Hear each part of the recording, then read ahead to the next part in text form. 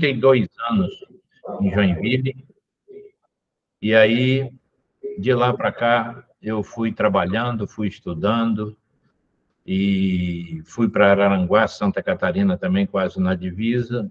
Em 92, eu comecei a dirigir igreja, e dali para frente eu não parei mais. Então, são 31 anos no ministério pastoral, e nesse ministério, hoje eu estou aqui na cidade de Almas, no município de Almas, como pastor presidente deste campo. Na minha caminhada de estudos, eu fiz 3 seminários bíblicos batistas. O primeiro que eu fiz foi em Pindamonhangaba, São Paulo. Depois eu fiz mais 2, um em São Francisco do Sul e outro em Itapema, Santa Catarina. Depois eu fiz 2 faculdades de teologia, fiz uma pós-graduação em teologia, fiz um mestrado, um doutorado, e hoje eu estou cursando a primeira fase do pós-doutorado ou pós-doc em teologia. Estou fazendo o Antigo Testamento. O pastor Adilton me convidou e perguntou se eu teria um tempo disponível para poder ministrar essas aulas para vocês. Eu quero dizer que nós não vamos nos ater a nem doutrinas assembleianas, nós vamos estudar Bíblia. Então, para a gente começar o nosso estudo bíblico, nós vamos entender o seguinte. Em primeiro lugar, Antigo Testamento 2. O que é isso? Nós vamos ver. Nós vamos estudar os poéticos e os proféticos. Então, nós vamos conhecer mais sobre os livros da nossa Bíblia. E para conhecer mais sobre esses livros da nossa Bíblia, nós temos que entender que a primeira coisa que a gente tem que ter é ser apaixonado por isso aqui. A atração pela Bíblia é algo que nos fascina. Hoje, eu estou numa leitura bíblica, na 100ª leitura bíblica. Então, são 100 vezes lendo a Bíblia. E a gente vai adquirindo conhecimento. E muitas das vezes as pessoas dizem assim, não, você não precisa fazer isso porque a Bíblia diz que quem tem falta de sabedoria, que peça a Deus e Ele dá. Amém. Mas qual é a definição de sabedoria? Sabedoria é a forma correta de aplicar um conhecimento adquirido. Então, conhecimento nós temos que buscar. Conhecimento é nós que temos que fazer. Então, nós conheceremos mais sobre o livro da nossa Bíblia, que muito nos atrai. A nossa ementa diz que é um estudo histórico-teológico dos livros poéticos e proféticos do Antigo Testamento. Isso faz parte da matéria de Antigo Testamento 2. Então, nós vamos estudar os livros poéticos e os proféticos, nessas 4 aulas. Quais são nossos objetivos? Compreender o contexto histórico dos livros proféticos, a data, a autoria, o contexto. Nós erramos muito por não analisarmos contexto. O contexto, ele é todo aquele arcabouço de situações, de fundo histórico, a situação política, social, religiosa de cada povo em cada época da história da humanidade. Então, nós temos que entender que os proféticos, eles vão surgir dentro de um contexto situal de o povo de Israel. Então, vamos conhecer as características gerais do livro de sabedoria. Por que livro de sabedoria? Compreender as principais características da poesia hebraica. Poética hebraica, ela é uma poética que ela é diferente da nossa. Nós temos um poema que muita gente sabe, que ele é só para fazer uma rima estrófica, que ele diz assim, batatinha quando nasce esparrama pelo chão. Isso todo mundo conhece. Mas ele complementa dizendo, mamãezinha quando dorme põe a mão no coração. Vou fazer 64 anos, minha mãe vai fazer 95 anos, e eu nunca vi minha mãe botar a mão no coração para dormir. Então, é só para fazer uma rima estrófica. Então, é mais ou menos isso que nós vamos ver e tentar entender dentro da poesia, dentro da poética hebraica. E relacionar os ensinos do Antigo Testamento com as verdades e a doutrina do Novo. Isso nós temos que aprender, porque muitas vezes os senhores ou as senhoras vão dar uma palavra introdutória, vão falar alguma coisa na igreja. Ah, será que eu posso pegar tal livro e adicionar outro? Por exemplo, nós temos um erro gravíssimo de não conhecer quais são os profetas antes, durante e depois do cativeiro. Então, nós misturamos profetas que estão antes do cativeiro com profetas que estão no cativeiro, e isso aí dá um nó na cabeça de quem está ouvindo.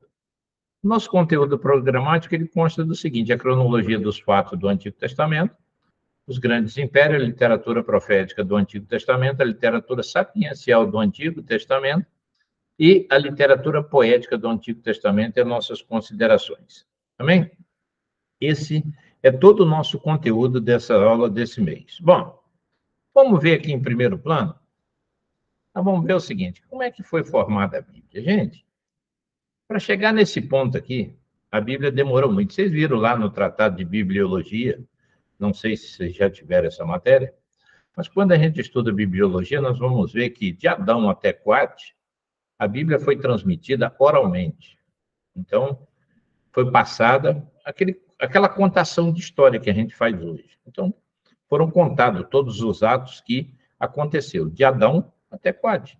Então, Adão veio contando que antes do pecado, ele tinha uma comunhão perfeita com Deus, e vai por ali afora. Depois, ele vai contar sobre o pecado, e aí vai passando de geração a geração. Adão morre, e essa história continua até Quate. Mas quando chega lá no Sinai, já estamos no Êxodo, Deus chama Moisés e fala assim: escreve.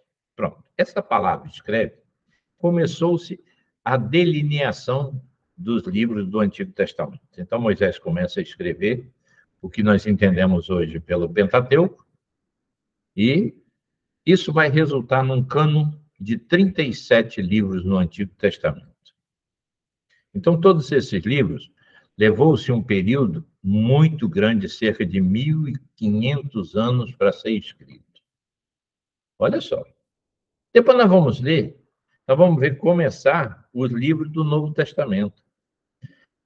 Ao passo que levou esse período todo para se escrever os livros do Antigo Testamento, no Novo Testamento, por volta do ano 98 da nossa era, os livros já estavam todos escritos. O último livro a ser escrito foi dado por João, lá na ilha de Patmos, o livro do Apocalipse. Então, a revelação de Jesus Cristo para os últimos acontecimentos da história da humanidade. Então, nós temos aí a formação da Bíblia. Então, a Bíblia é o quê? É uma coletânea. A Bíblia é uma coletânea de livros inspirados. O que é inspirado? Porque não foi. Olha só, se nós olharmos, nós temos autores de diversas posições sociais. Nós temos boiadeiros, nós temos profetas, nós temos indoutos, nós temos tanta gente que escreveu, e todos eles seguiram o mesmo raciocínio. Então, ela é uma coletânea de livros inspirados por Deus que se encontram reunidos em duas alianças, Antiga e Nova Aliança, ou Antigo e Novo Testamento, conforme a gente usa. Certo? Bom, vamos entender um pouco desse início da Bíblia? Olha só, Faraó persegue o povo hebreu desde a saída do Egito. E lá no Monte Sinai, Deus dá ordem a Moisés de escrever os seus mandamentos. Como é que a gente vai entender isso aí? O povo clama por um Salvador.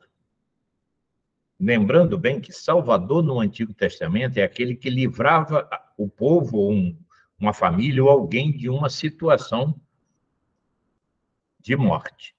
Então, o povo estava cativo, estava escravo dentro do Egito, já faziam mais de 10 gerações, e o povo precisava sair. Mas Faraó endureceu o coração, e ali nós vamos ver naquele trocadilho de que Moisés escreve, nós vamos ver que tinha hora que Deus endurecia o coração de Faraó e tinha hora que Faraó mesmo endurecia o seu coração. Mas quando ele deixa aí o povo depois de Êxodo capítulo 12, nós aprendemos que Faraó agora vai ouvir os seus conselheiros e vão dizer, ó, ficamos sem mão de obra. E agora o que vai ser de nós? Porque, na realidade, o povo egípcio era aquele povo que não trabalhava. Quem trabalhava eram os hebreus, era eles que construíam, eles que pegavam no pesado. Eu costumo dizer que ele era aquele elefante preso a uma estaca e não sabia que tinha força para arrancar a estaca e sair fora. Então, quando eles saem do Egito, saem de Ramsés para Sucote, de Sucote, eles atravessam e entram numa ravina até a praia de Nuveiba.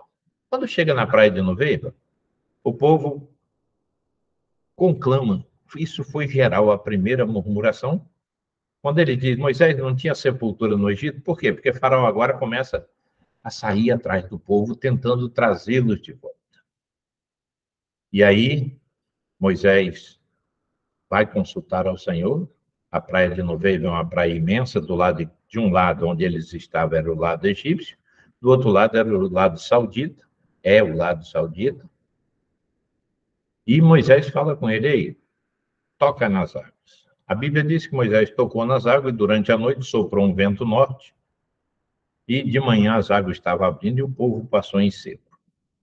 Mas logo que chega depois, eles já murmuram, porque chega em Mara, o povo está com sede e as águas eram amargas. E ali, novamente, Moisés intercede pelo povo, até que chega lá no Sinai. Quando chega no Sinai, acontece 2 períodos marcantes. O primeiro deles é quando Deus chama Moisés e diz, sobe que eu irei lhe dar as leis que irão regir o meu povo. 40 dias depois ele disse, desce, que o teu povo se prostituiu. O povo aqui embaixo queria instigar o Arão a fazer um bezerro de ouro.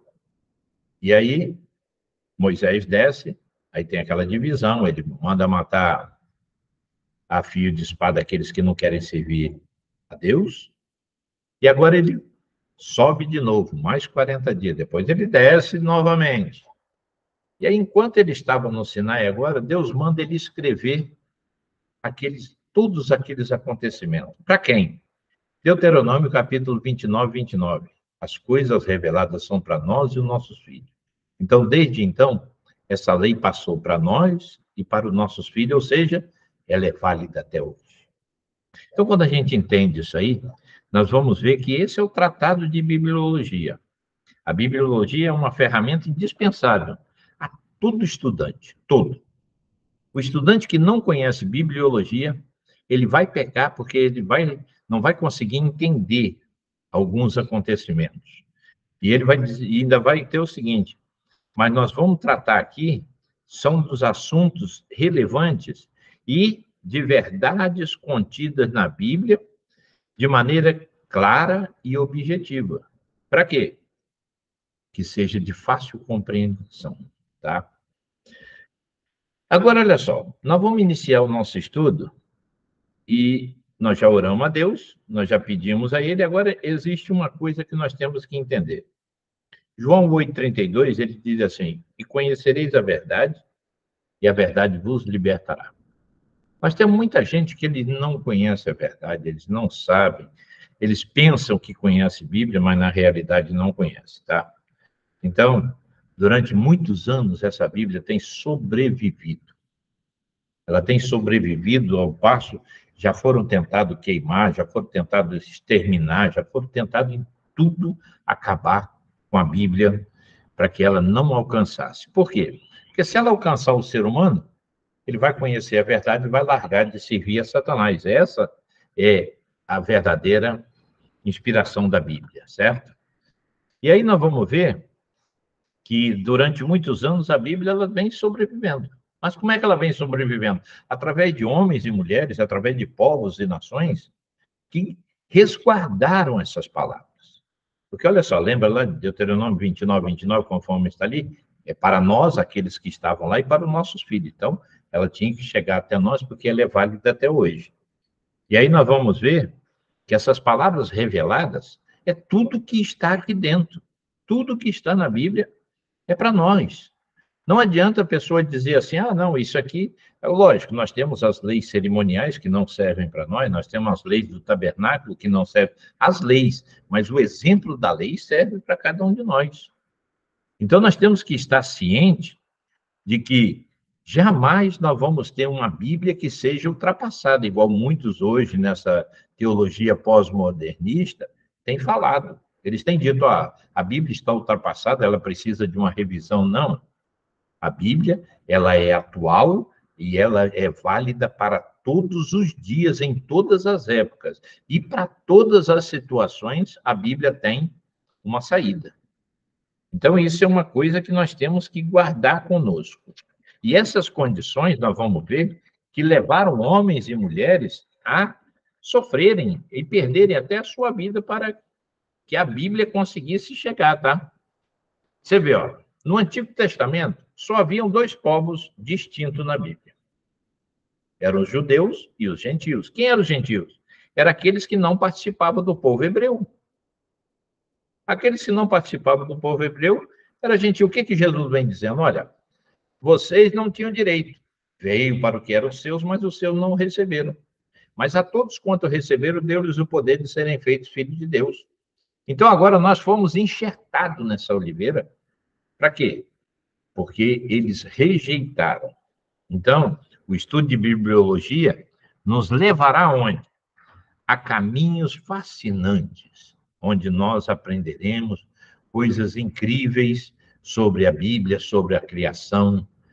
Uma dos enigmas do Pentateuco é como que Deus é tão criterioso na sua forma de ser, que vai dar a Moisés a revelação por inspiração e iluminação do que foi o Gênesis, do que foi todo aquele, desde o princípio até os dias. Porque uma pergunta que nos soa no ouvido é o seguinte: como é que ele pode ter escrito com minúcias de detalhes uma época em que ele não viveu? Então, nós temos que entender isso aí, que só um Deus cuidadoso, zeloso, é que poderia chegar nessa condição de dar nomes, detalhes, fatos, acontecimentos, história, tudo que aconteceu no livro do Gênesis. Porque nós temos uma raça antediluviana e pós-diluviana, nós temos datas incríveis que viveu Adão 930 anos. Então, tudo isso aí foi uma revelação que Deus deu a Moisés e das histórias que vieram contadas até ali. Amém? Olha, qualquer dúvida que vocês tiverem, vocês levantam a mão aí e vem mais perto aí e me fala, tá? Porque eu, apesar de ter uma experiência muito grande em aula, às vezes a gente corre um pouco, mas não é esse o intuito de correr, tá? Bom, vamos ver. Esse estudo de bibliologia, de Bíblia que nós estamos falando, ou de bibliologia, nós vamos chegar agora, em primeiro lugar, nos profetas do Antigo Testamento. Apesar de que na ordem dos acontecimentos da nossa Bíblia, os livros de sabedoria, os livros sapienciais vêm antes, nós vamos estudar primeiro os profetas, segundo está no nosso material. Bom, vamos ver isso aqui, ó. Vamos ver primeiro o que é religião. Muita gente diz assim para mim: pastor, eu não quero ir lá para a sua religião porque eu tenho Deus. O termo mais comum da gente entender religião é esse que está aí no slide, do latim religare, voltar a ligar o homem com seu Criador. Baseado nisso aí, eu tenho como distinguir as religiões verdadeiras das falsas ou das heresias. Religião verdadeira é aquele que tenta, faz uma ligação do homem com Deus. E aquela que liga o homem a uma imagem, que liga o homem a outra entidade, essa é uma religião falsa. Então, a religião ela só serve para essas coisas, para ligar ou voltar o homem à comunhão. Vamos voltar lá no Gênesis? A Bíblia afirma categoricamente que na viração do dia, Deus vinha e passeava com Adão no Jardim do Éden. Esse passeava com Adão no Jardim do Éden simboliza ou nos informa uma comunhão muito estreita, uma comunhão bem estreita, um testemunho que Adão tinha. Então, ele não precisava de religião. Ele tinha Deus. E agora tem o seguinte: quando o homem peca, não é Deus que se afasta do homem, mas o homem se afastou de Deus. Nós vamos ver no mesmo relato, na continuação, que logo depois de haver comido da árvore da ciência do bem e do mal, viram que estavam nus, tiveram medo e se escondeu. Se escondeu de quem? De Deus. Então o homem se afasta de Deus. Daí para frente, era necessário tentar arrumar um meio de voltar essa comunhão que tinha com Deus, do homem com Deus, com seu Criador. Porque essa comunhão fora rompida. Agora era necessário. Então, nós vamos ver que foram tentadas várias coisas. Olha, Moisés tira o povo do Egito, mas nunca tirou o Egito de dentro do povo. O coração deles estava voltado. Todos os apertos que eles passaram, eles tentavam e lembravam do que estava no Egito. Então, a história das religiões mostra que o profetismo, como também o ofício sacerdotal, não era uma exclusividade de Israel no Antigo Testamento. Várias nações tinham profetas. Nós vamos ver na corte de Faraó. Tem homens lá que fizeram maravilhas, os sábios. Agora, se nós entendermos isso aí, nós vamos ver que o ser humano ele está sujeito a três espíritos. Três espíritos. Ele está sujeito ao espírito de Satanás, ele está sujeito ao espírito dele e está sujeito ao espírito de Deus. Então, quando eu vou fazer alguma coisa em prol de Deus, eu tenho que fazer em espírito, aquilo que Paulo vem dizer.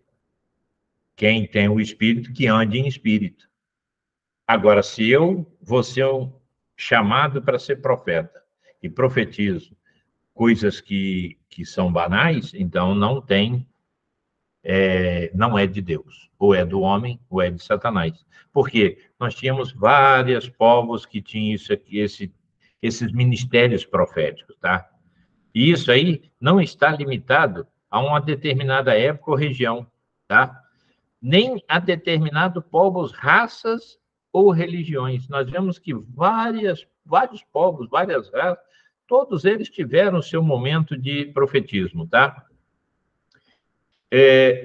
Olha só, profetas de ambos os sexos ou figuras dotadas de característica profeta aparecem em diversos lugares. Então, olha só, para a gente entender, antes de entender profeta, nós temos que entender profecia. O que é profecia?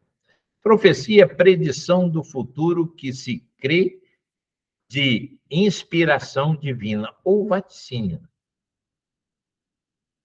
Quando eu falo uma profecia, ela tem que ter início, meio e cumprimento, não é fim, não. Ela tem que ser cumprida. A primeira profecia que existe na Bíblia, quem deu foi o próprio Deus. Ele disse para... Pode falar, meu filho.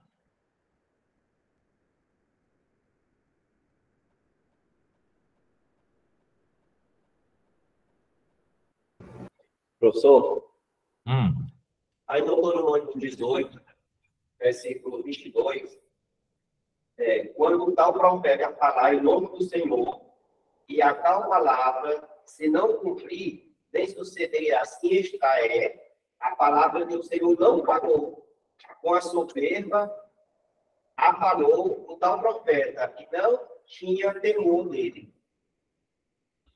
Justamente, o livro de Deuteronômio nos fala isso. E ai daquele profeta, ele vai morrer.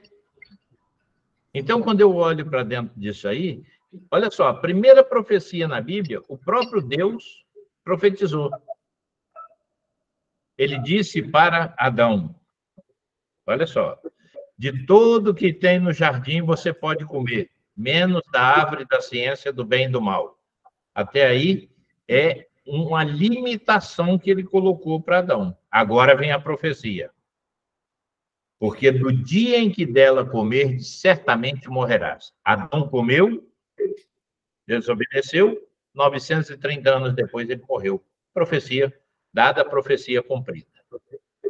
E hoje nós temos uma gama de profetas aí que não tem esse cuidado de profetizar em nome do Senhor. E há muitos que dizem, assim diz o Senhor, sem que ele tenha ordenado. E esses estão debaixo de um jugo pesado, tá? Muito bom esse versículo teu aí, em Deuteronômio, ele fala muito bem sobre isso, sobre aqueles que proferem falsas profecias, tá? Então, olha só, o profetismo é um fenômeno religioso presente em muitas culturas, tá? Do Antigo Oriente Médio, e havia na antiga Síria um tipo de profecia estática. O que é uma profecia estática? É aquela que era exercida por sacerdotisas associadas do templo de Istar. Olha só. Todas as profetisas que haviam no Antigo Testamento, no meio de outros povos, nada mais era do que templos onde a prostituição, onde alguns tipos de bebidas e drogas eram usados à revelia. Então, quando a gente olha isso, a gente vai ver. Paulo, quando escreve no 1 Coríntios, capítulo 11, ele justamente vai falar sobre isso. Eu estive dentro do templo da deusa Afrodite, lá eu preguei, havia umas hieródolas, elas se converteram e saíram de lá. Quando elas saíram, Paulo vai dizer para elas, olha, agora é lícito que a mulher use o cabelo comprido, tá? Mas se ela pensar em voltar, que ela raspe a cabeça. Por quê? É isso que, se ele pensar naquele tempo que ela vivia na prostituição, que ela raspe a cabeça e volta a ser, porque Jesus havia dito que a intenção do coração já é um pecado, certo? Então, em Canaã, parece ter existido também profetas estáticos, que conhecemos mais por meio de textos bíblicos do que pela extra-bíblica. Tá? Nós temos lá 1 Reis 18, nós temos o profeta Elias, estático, não é isso? Ele vai chamar o povo e vai conclamar eles e vai desafiar os profetas de Baal e Azera. E aí nós vamos ver no final o que deu. Em Israel, o profetismo é um fenômeno totalmente diferente da atuação profética em outras religiões. Olha só, o profetismo é diferente da atuação profética. O que é isso que nós temos que explicar? O que é profetismo? Profetismo é aquele camarada que profere em nome do Senhor. E a atuação profética? É aqueles que saem profetizando ao Deus da... Então, olha só. Primeiro, olha o que é profeta. Pessoa que anuncia os desígnios divinos e que prediz acontecimento por inspiração de Deus. Então, profeta não é qualquer pessoa, não. Profeta não é qualquer um que pode ser, não. Paulo vai chegar em Corinto e vai ver que havia uma disputa sectária, onde quem dizia que quem profetizava se achava melhor do que os outros. E Paulo vai tentar igualar isso aí. Ele vai dizer, olha, o maior dom que existe dado por Deus é o amor. Porque mesmo que tudo vai terminar aqui na Terra, mas o amor continua lá na presença de Deus, porque é a essência do próprio Deus. Então, o que nós temos que entender? Que desde os dias do juízo, os profetas levantados por Deus tiveram uma forte atuação como proclamadores da vontade de Deus. Profeta não é aquele que fala o que bem ele quer. Não é aquele que conhece a situação e sai por aí profetizando, não. Não é aquele que sabe que um irmão está passando necessidade. Uma profecia que a gente pode tranquilamente falar pelo nosso espírito. Você vai numa igreja, chega lá, não precisa muitas pessoas, que tenha 20 pessoas, vai dizer, ó, Deus está me mostrando que aqui tem alguém com problema de coluna. Aqui, aí na sala tem alguém com problema de coluna, levanta a mão. Aí, ó, pronto. Então, não precisa de uma profecia para poder saber disso. Não precisa disso. As pessoas se enganam com esse falso sentimento de que foi Deus que revelou. Aí outro sai de lá. Esses dias eu ouvi uma profecia que, meu Deus do céu, me deu.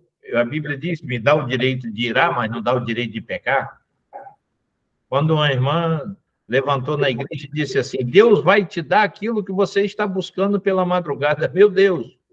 Salmos 37 diz que ele cumpre o desejo do nosso coração, ainda mais se eu buscar ele na madrugada, aqui mesmo, que ele vai me atender.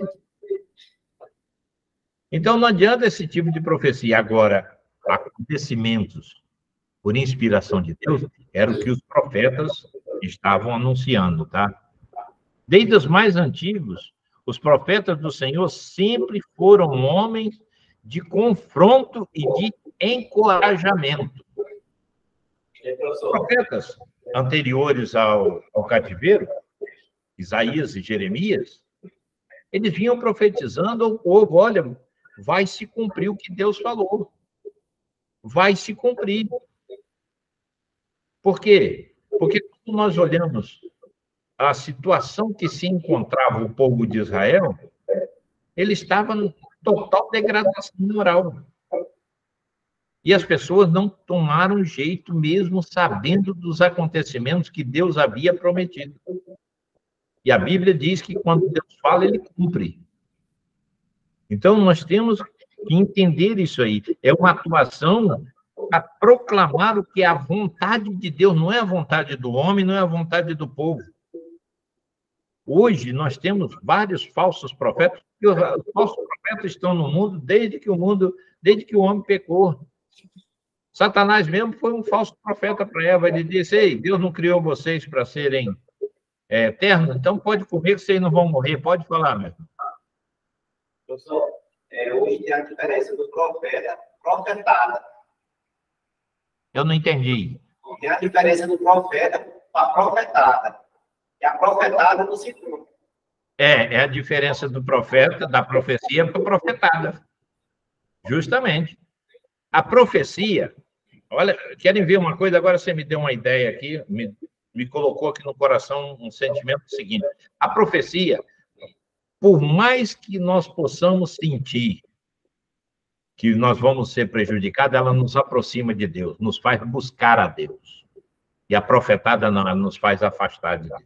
É aquela diferença entre provação e tentação. A prova nos aproxima de Deus, a tentação nos afasta.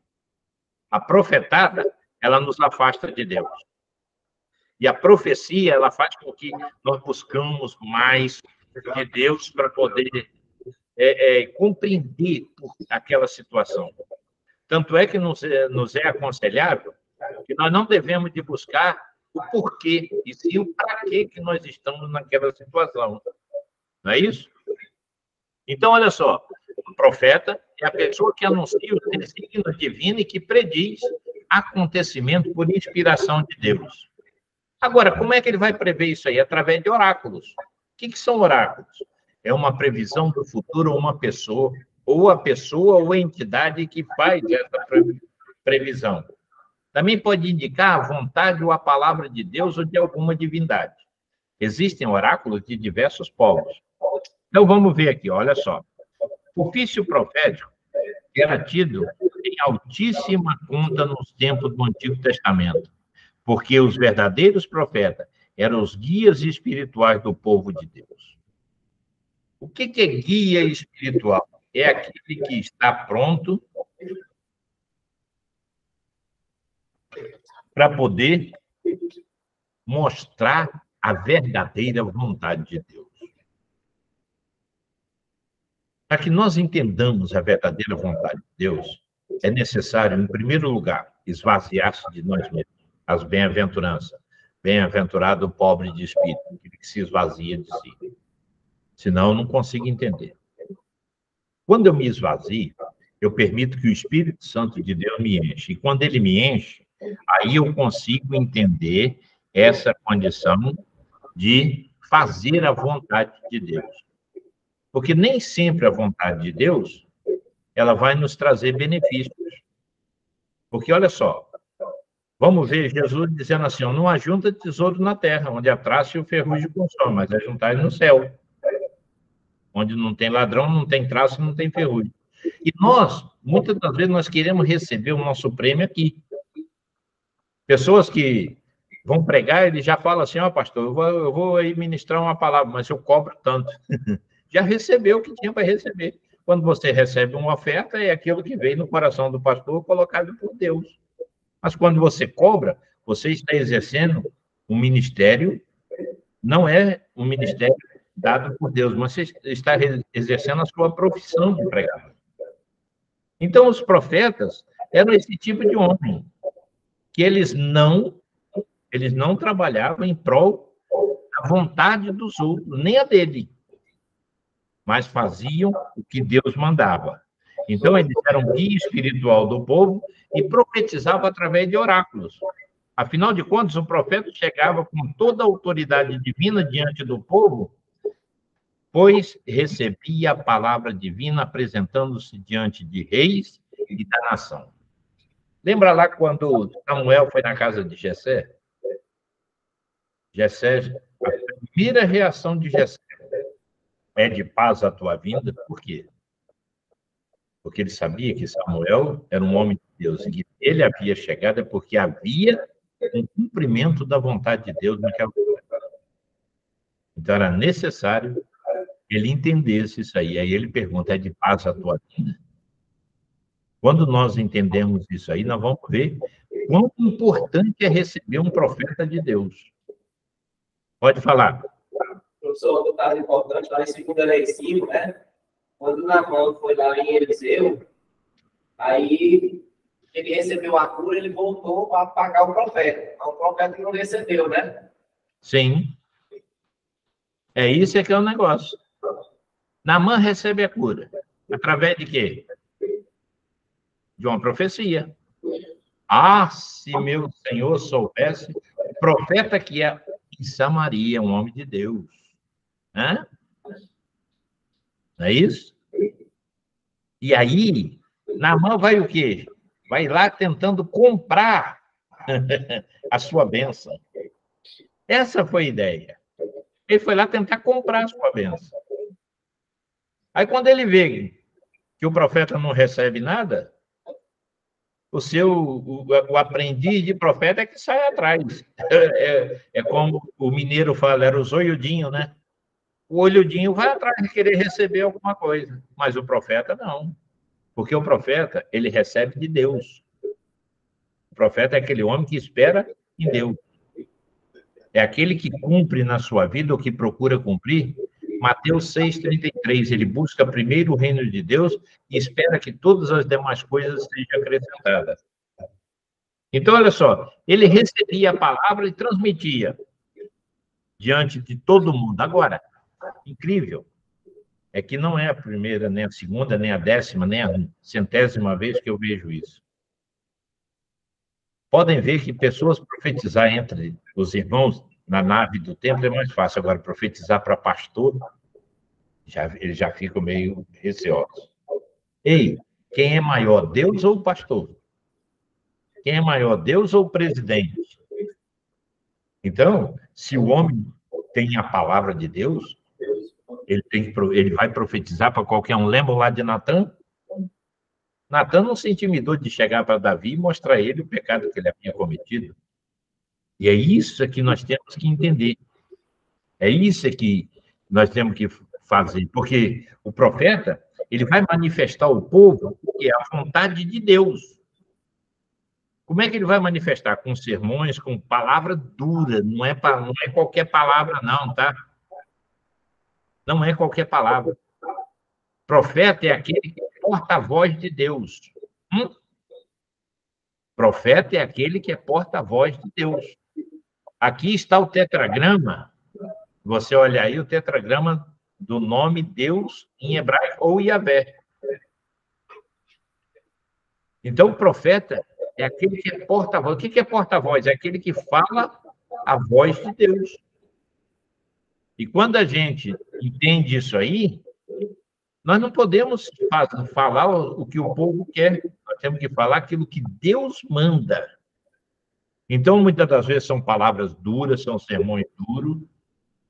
Por que tem vezes que o pastor prega na igreja e o pessoal sai assim, meu Deus, hoje foi, como diz o paraense, hoje foi taca. Entendeu, professor? Hein? Foi embora, né, no interior, que disse que foi no culto, aí disse que o pastor preparou aquele sermão, um culto de ensino, né? E disse, tinha 2 irmãos na igreja. E aí disse que taca.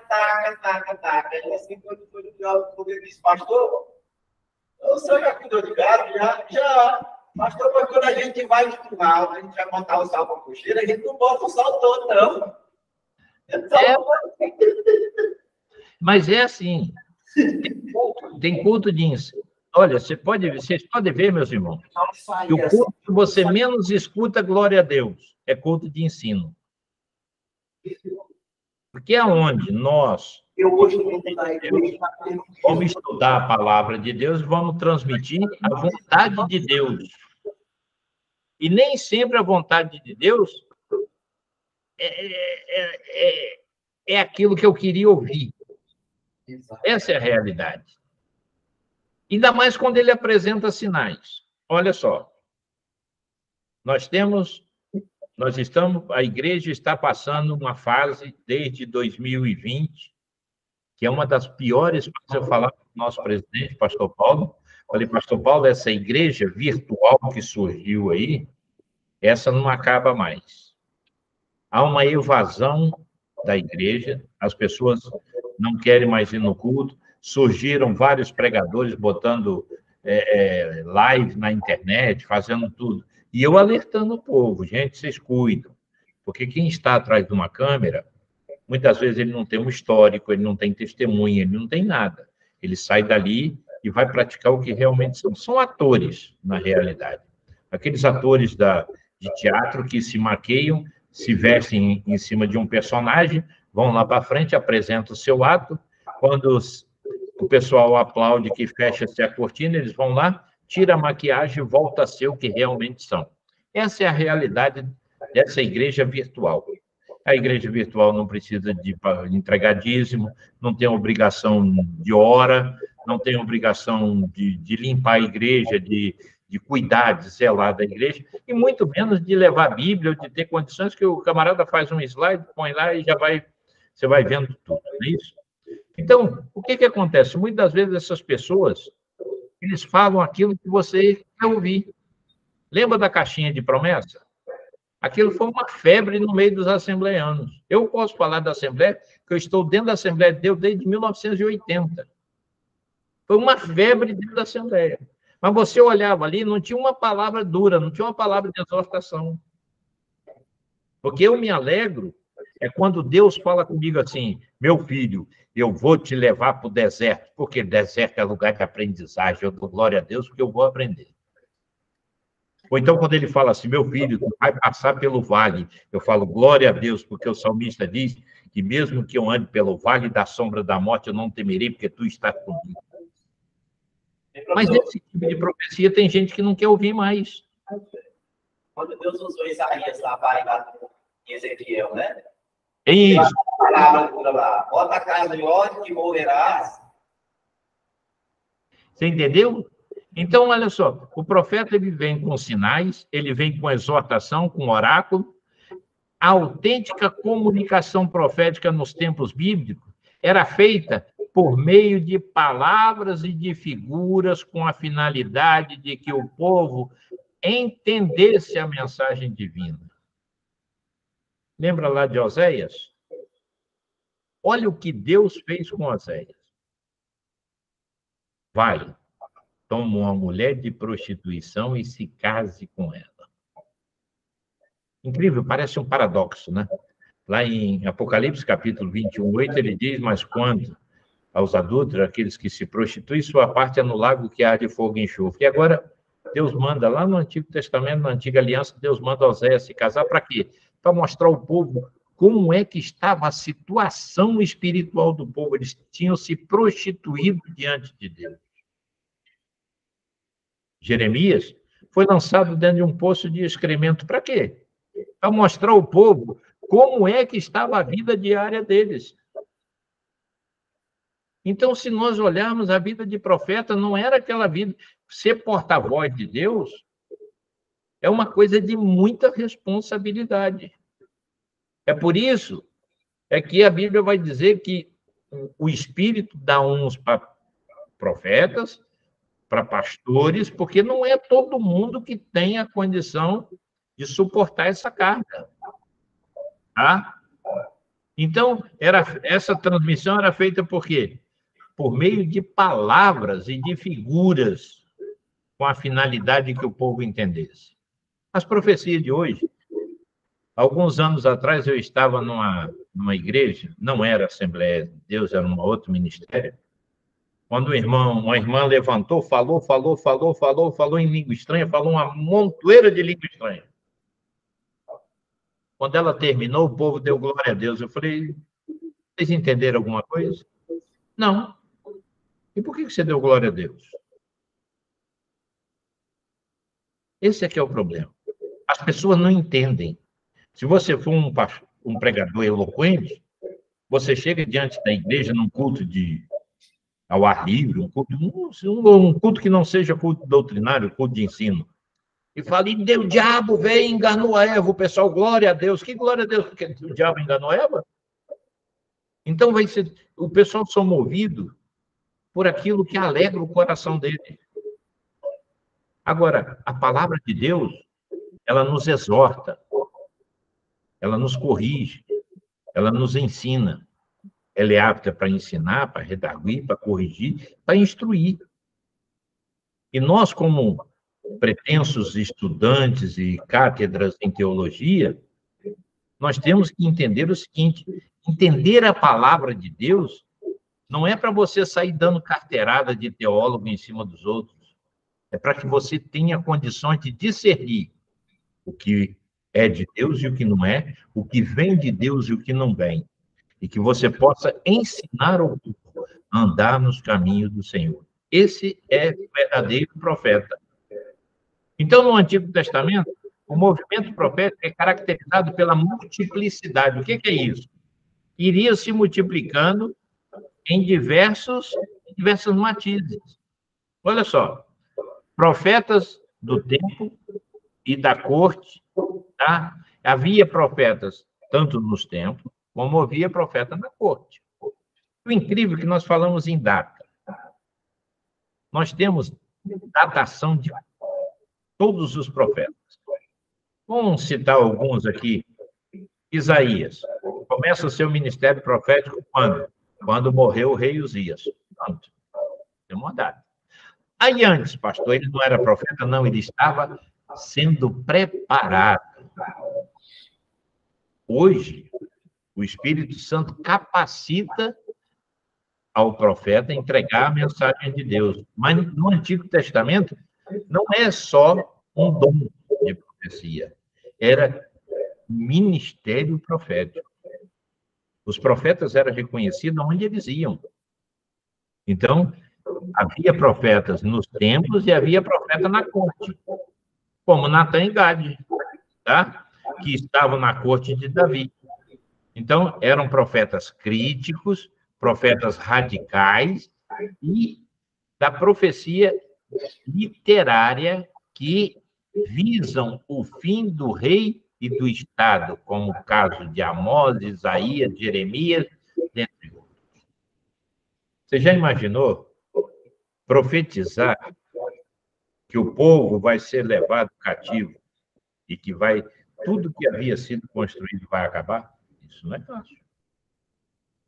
Mas hoje, essa profecia está mais clara do que nunca, quando nós falamos assim, Jesus está voltando. Né? Quando você anuncia que Jesus está voltando, você está falando assim, a história da humanidade no período da graça, ou a 69ª semana de Daniel, está acabando. Então, é necessário que você tome cuidado. Tá? Samuel é chamado o último dos juízes e o primeiro dos profetas. Né? Entretanto, o termo profeta é também atribuído a algumas pessoas anteriores a Samuel.